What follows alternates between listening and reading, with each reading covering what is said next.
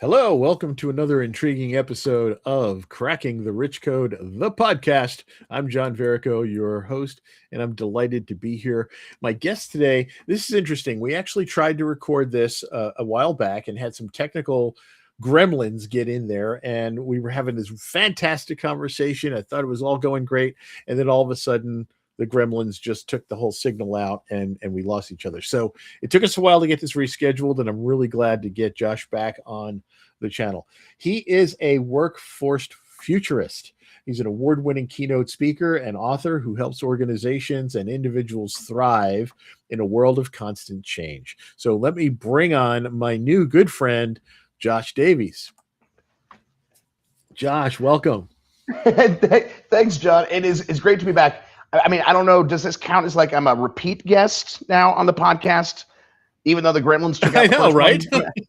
I suppose, my inaugural debut and my follow-up all at the same time. But it's great to be back. So interestingly, you mentioned something early on in the pre-chat before we came on, and we were deciding which photo we were going to use for the cover shot. To put on the podcast on YouTube. Yeah, so the viewers would be we're watching this one. I went and got my hair cut yesterday. So it was another person, and I'd like to think that I was a pretty good communicator. I've been doing this for many years now about what I like for my hair. Apparently, I did not communicate well enough that the top was it was. And now I have a full-on buzz cut. Yeah. If you do go ahead and use the still from the last one, people may be wondering what the hell happened between then and the beginning of this episode. So that's just a little story. I love it. And, I love it. I'm told it will grow back. Oh, it does. It does. I mean, I was in the Navy, and you can see I'm pretty hairy. I had to shave 2-3 times a day in order to pass inspection and to be allowed to leave the ship and all of that. And I would have to get my hair buzzed as soon as the ship went out to sea because it. And it was funny because one time it was the last day in port. And so we were able to go home and see our wives and girlfriends at the time and all of that, families. And I knew my hair was just kind of on the edge. And I was like, some jerk is they're going to be mad that they have duty and have to stay on the ship. And they're not going to let me off the ship because of my hair. So I got a hold of my friend who was the ship's barber. And I said, go ahead and give me the buzz. He goes, well, we don't normally do that till the first day out to sea. And I said, yeah, but I'm just get it done now so I can get off the ship and go home and see Bonnie. And so he does. And I go home and I've got my cover on my hat on still as I walked in the door, and there's Bonnie. She's looking at me. She's like, "Why are you still wearing your cover?" And she comes over. She just kind of peeks underneath. And she's like, "Oh." Now I know. The fun things that happen in life, right? But that kind of leads into where we're going with this conversation, and that is kind of dealing with change that happens in life, the unexpected things that we encounter. Absolutely. It change is funny. Like it is one of the constants of our whole human. Change has just constantly been here, and it has been since the dawn of humankind. Right? You look at whether or not that's in history, just modern times. And yet everything changes. And yet it's feeling, I don't know about this for you. It feels to me, and a lot of leaders that I work with, like the pace of change right now is just, it feels like it's unrelenting. Does it feel that way to you sometimes, John? Oh yeah, absolutely. Especially in the technology side of things. I mean, change is happening so fast, but there's change in society. With the change in technology, it's the change in the way people interact with each other. Everything is moving like super, super fast. And I remember we talked. It's crazy to think.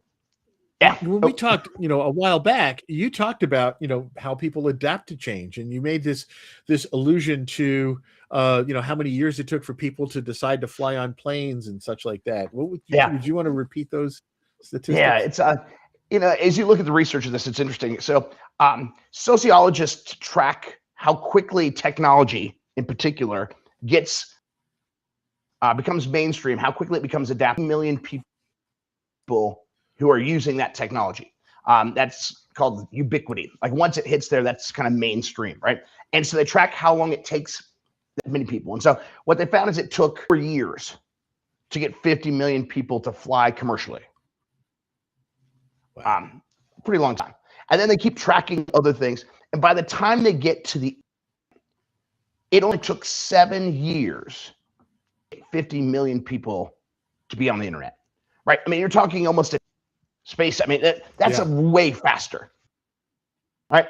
And that's just a good indication of how things were when the internet came around. It took Pokemon Go 19 days. I mean, days we're talking, right? I mean, that's how quickly these things happen, right? It's just unrelenting. Wow. And define that, like I say, all this change as it happens. We have. I think everybody can look at their life and say, they want something to change, right? But when they're faced with change, especially change that they didn't expect or change that they didn't plan for, they kind of freeze and they freak out, and sometimes they have they'll fight against the change, or they'll resist the change, or they'll complain about the change, or whatever it is. So So walk us kind of through there's a lot of complaining about change, John. That is but again, that is also constant in human history. One of the things that I've found in looking at change is it's not just sort of the pace of it, right? It is happening so quickly. It's the typical responses to change, the most effective ones, not just complaining about it, but what we've done in the past. Typically, we've gone into one of two different sort of response modes to change. Yeah. One is this idea of sort of grit, of resilience, of determination. This too shall pass, right? If I can, I stick to what I know, I'm going to weather through this on the other side. And that has been very effective for a lot of people for a long time, right? This grit, this determination. The second approach that I see a lot of people use is this more adaptability. Like, hey, I'm going to be nimble. We're going to be agile. Like, what's happening? And we're going to be on this curve. We're going to get on the next wave. We're going to get on the next wave. We're never going to be stuck behind. I'm always constantly going to be adapting to whatever the next thing is. Can be very effective. Run very well at that. What I'm finding, and what both through my research that I've done around this and through coaching, leading, being with leaders, is both of those approaches worked very well when change happened every now and then. Right? When change happened and you had time to kind of get to the next thing. That so much of the change today is almost stacked on top of each other. Yeah. That these two approaches no longer work for us. It's not to say that they won't ever work, but for the most part, what you're finding is that people who stick to those two lanes are just becoming by all the change that's happening. And change happens in a lot of different corridors. I mean, it's not, we've been kind of leaning on the technology side of things, but at the same time, like I was in the military, right? So in the military, you changed every couple of years. You either you moved on to a different organization or a different location, a different command, or you got a new boss, right? The commanding officer would change every couple of years. In life, I'm looking at us, we get new political leaders every couple of years.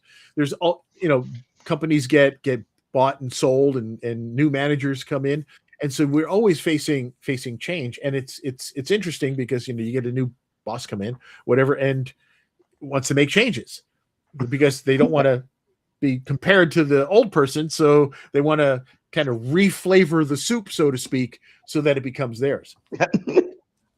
Exactly. Sometimes when you're in that position, you want to do the same thing. The challenge is figuring out sort of what to keep and what to switch up. Yep. And that can be a hard sort of piece as well, even if you're the new leader. We see this happen in terms of change, just like social norms. We haven't kind of piece yet, right? Where you look at what used to be sort of common sense or just what people did. Now people don't, whether or not that is for instance, talk about Gen Z and how little they are drinking.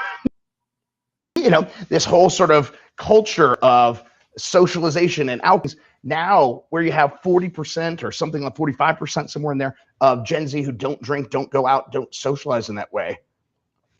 I mean, wow. You talk about how, from a cultural norm standpoint, just how to adapt. What do you do some different things in there? Then you've got a whole separate piece for people who are the demographers out there who love talking about how demographics change in different pieces. But whether or not that is graying of America, we're seeing more and more folks who are living longer, especially larger births and that. I like that term, the and also graying shrinking of birth rates. It is interesting from a workforce perspective, which is where I'm sort of I live most of my life, is this idea of how long people working and how long do people want to work. What we saw post-pandemic in terms of that is that the workforce participation rates, I don't want to get too like me here, John, but I love it. Keep going. that workforce participation rates for prime age people, that is aged 25 to 55, which is what, that's where we really think of prime working age, has actually increased since the pandemic. That number has gone up.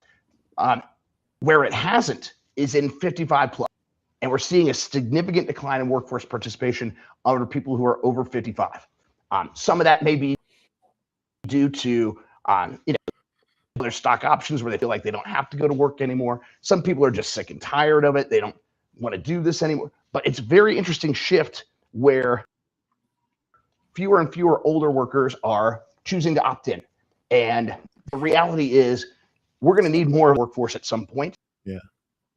Because we just don't have enough people. So and we're losing that expertise. We're losing all of the things that come with that. So there's interesting perspective here, Josh. Let me just ask, because there's two elements here that immediately pop to mind, right? And one is, I know I've heard this from lots of people who are over 50, and they say, nobody wants to hire somebody at my age. And so there's a lot of that. So people at that stage in life, if they do have a transition in some fashion, maybe the company gets bought out, whatever, they find themselves looking for a job. They can't get a job because people don't want to hire older people.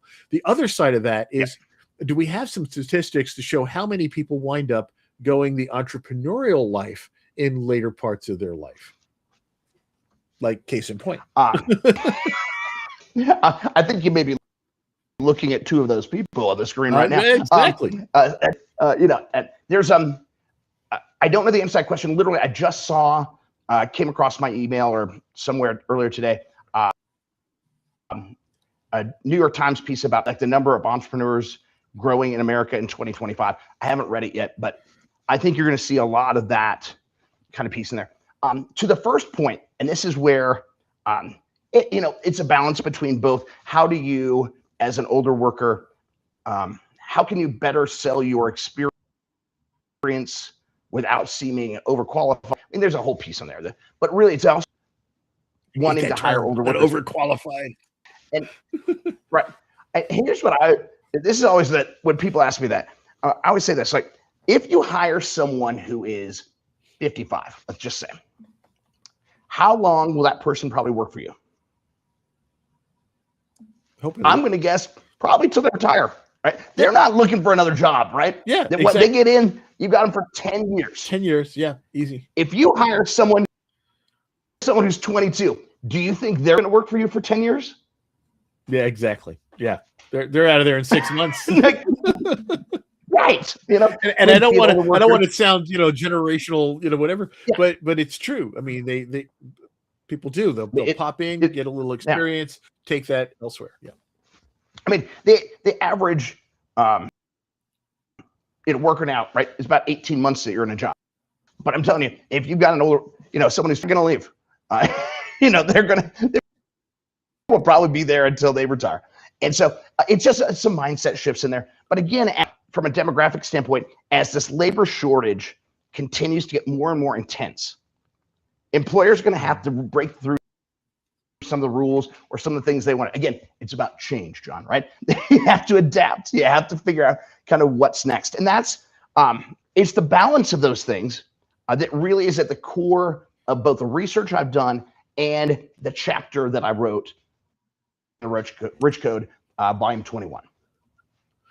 Yeah, volume 21 is coming out soon. As of this recording, and I'm looking forward to it. Now, your chapter has got a very interesting title, and in it you have kind of a word that you created, right? So the chapter is called "The New Constant: How Resiliency Builds a Life Change Can't Unravel." And I like that. So let's talk a bit about resiliency and where that word comes from. Through spell checker, it won't work. It won't work. Just gives you a little red squiggle every time. We teed this up a little bit earlier, right? This idea that the way that we deal with change, just is no longer keeping up, right? You've got these sort of two camps, and what I've seen is that sticking to either just resilience or just adaptability used to get you by, and now it can't keep up.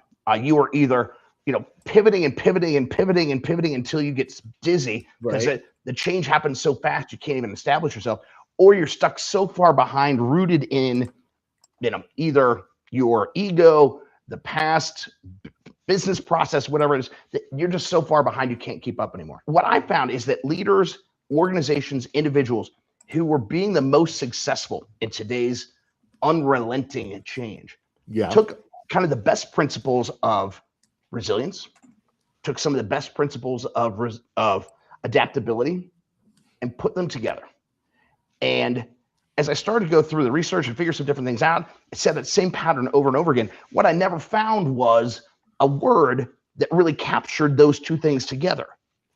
And so after doing a little bit too much work on that, I was like, screw it. Let's just come up with one.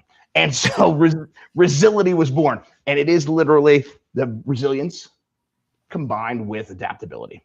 And that's really what the chapter is all about. Because regardless of whether or not you are building, again, whatever we talk about the rich code, whether or not that is wealth, whether or not that is legacy, whether or not that is family, whatever it is, whether or not you're in the process of building that or the process of keeping it, change is going to come and disrupt that whole process. Yeah. And so what I want to try and do is help people figure out some different ways that they can build more that won't unravel. Right? They're going to build this rich future for themselves that change can't unravel, because you're trying new, different ways to stay anchored to who you are, but be able to adapt the methods and not be sold to one particular piece. And that's really what the whole chapter about building a life that change can't unravel through resilience is about. And that's me. And I love, first of all, I love new words. but you bring together two, truly essential elements for not only survival, but also for thriving. Right. Yeah. Hopefully, if you do it well, it moves beyond simply through, surviving to really being able to thrive through this change. Because here's the thing to remember about change. It's also the greatest equalizer, because change is impacting everyone. Yes. And if you can have a strategy, an approach, principles behind it that will help you navigate that change better, it can help you in business get ahead of your competitors. It can help you figure out kind of how to get ahead of the market or whatever that might be, because that change is impacting everyone. So it really is a great equalizer if you have the right tools and approach and principles behind it to be successful. Josh, how did you come to this these epiphanies? So a variety of ways. So a little bit about my background, just so you know, as with most of us, obviously I now know you're a little bit about your Navy background, John, but I love the fact that today, most of us are not one chapter, right? We're like an encyclopedia of things that we've done professionally over our career. I got my first career really was several different jobs in the hospitality, leadership, and development space. Helped work with hotel and restaurant management companies. I became a vice president of training and development. Loved working with people, figuring out how to help leaders, both established leaders get better, but more importantly, how to develop sort of that next generation. Loved doing that work. At the same time, my sort of the angel on one side of my shoulder is like, we should really be helping more people. And I was like, yeah, what could I do where I could, help do something that was a little more civic minded, just more about helping people who need it the most. And so I quit my corporate job and worked with a guy who had written a book, actually, bought his content and started up this organization called the Center for Work Ethic Development. The idea was, how do we help people, regardless of what job they're in, regardless of where they are, kind of develop the kind of skills that we know are going to make people successful no matter what job they go into. Right. I only say that because, again, it's the stuff that you wish you didn't have to teach people. There were literally, it was 7 A's. It was about have a good attitude, have good attendance, good appearance, all of these different things. You're like, do I really have to teach people this? Well, sadly, somewhere along the way. Unfortunately, yes. Yes, we do. You ask any employer today, and they'll be like, yep.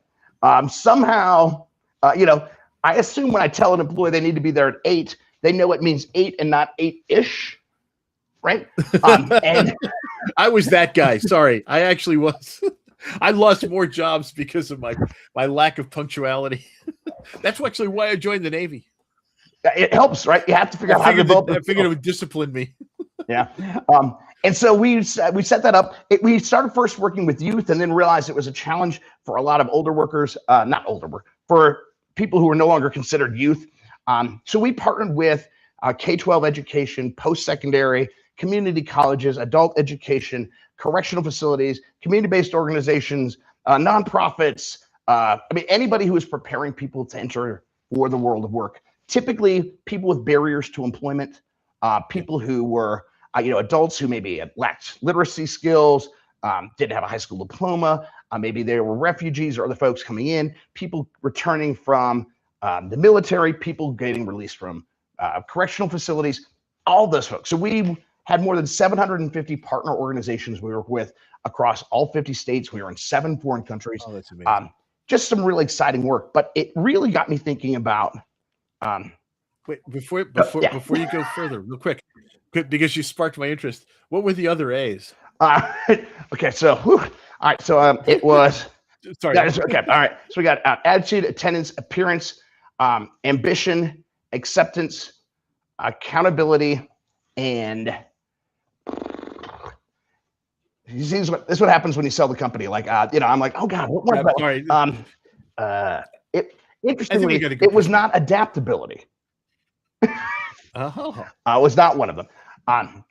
So I started really getting a chance to work with organizations who are on sort of this workforce side, but I still do a lot of, still have a lot of work and sort of mindset around that HR training piece. And so I really started to look at, this is when after I sold the company, really focused on this sort of being a workforce futurist. Like, where are we going? How do we get ready? Because if we don't, again, the change is happening faster than ever. And it is a significant challenge. And we need to get ahead of it now, or else our organizations or companies won't be able to function, won't be able to have from the talent we need, won't be able to expand, grow, any of these things.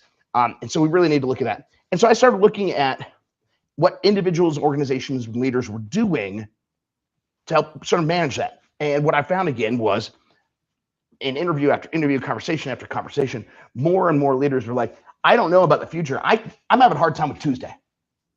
Like, it's just like, I can't, like, it's just like, I'd love to work with you. I'd love to find out more about how we can get prepared for 10 years. But literally, I don't know how we're going to get to tomorrow, right? It's just like the change is so overwhelming. So fast, yeah. And again, some of it's technology, some of it's demographic, some of it's shifting sort of business market. I mean, there's so much that's out there. This will date this episode, but just so you know when this came out, and maybe this will be too prophetic as we talk about change. I don't really know.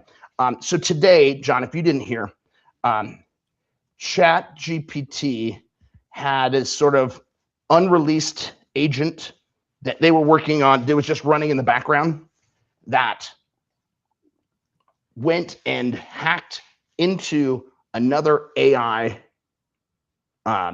server.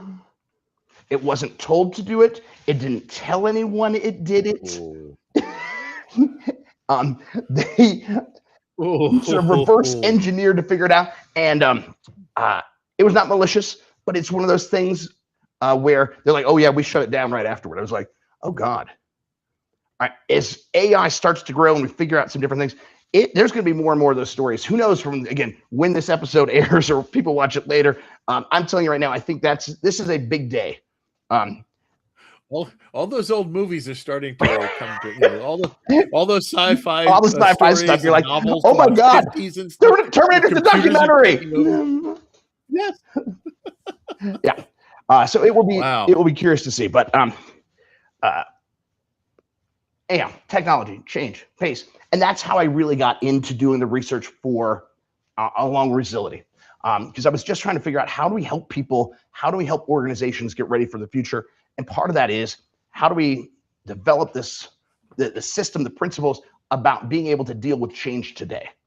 And that's really the first step about getting ready for the future. Because if you can't make it to Tuesday, then planning for 5 and 10 years out is not gonna. Don't even bother. Wow. That's amazing. Josh, I kind of warned you before we even came on that the time goes by super fast. Yeah, we are practically out of time, which is just insane. And I know people want to hear more from you and more about you. So I encourage everybody, get into Cracking the Rich Code Volume 21. Read Josh's chapter called The New Constant, How Resility Builds a Life of Change Can't Unravel. Learn more about Josh. Go to Josh's website, which is josh-davies.com. And obviously connect with Josh, because he's very responsive on LinkedIn, by the way. So check him out on LinkedIn at Davies JT is the way he's got that. You'll find him there easy. You can just put in Josh Davies, you'll find him as well. Awesome.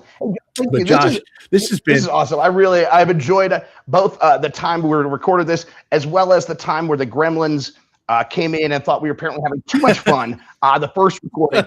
But again, maybe all of you at home will recognize that one because you'll see me with more hair, because that's the still that John decided to use. I don't know. I will use that one. I will use that one. Just to throw people off. I really appreciate you having me on the podcast. I look forward to the release of Volume 21, getting a chance to read everyone's chapters in the book and continuing really the whole legacy that Jim has with this with the books. It is exciting. I'm glad to be a part of this, and I'm honored to be invited both on your podcast and to be one of the co-authors for the book. Yeah, that's great. I mean, that's what's wonderful about this whole community, right? Meeting the fellow co-authors and learning from them, as well as getting our own words out there as well. But we get so much out of our fellow co-authors throughout this series. That's what makes this so intriguing and such a wonderful opportunity. And then we have. I'm fortunate enough that I get the chance to meet so many of you in this format. Yeah. So this works out great, and hopefully people are listening and paying attention. So check this out, folks. Again, check out Josh Davies. His chapter will be in Volume 21. But learn more about Josh on his website, josh-davies.com, and connect with him on LinkedIn at Davies JT. And Josh, this has been great. I've learned so much. I've taken a zillion notes, by the way. I hope so, because again, change impacts all of us, and so there's lots of little things that we can do along the way. Read the chapters, get some great little nuggets in there. My LinkedIn page has more little stuff, some videos and other things that I put in there just to help people out in this process, because it is an opportunity for all of us to really thrive, or for some people to really fall behind. And I want people to be successful. I want to help build change build a life that change can't unravel, and be able to weather any storm, but not just to survive, like you said, but to thrive, John. So thank you for that. I'm excited to see this when we get done, but thank you again for having me on. And thank you, Josh. Let's live a life with Resility. Let's do it. I love it. Josh, thank you. And folks, stay tuned for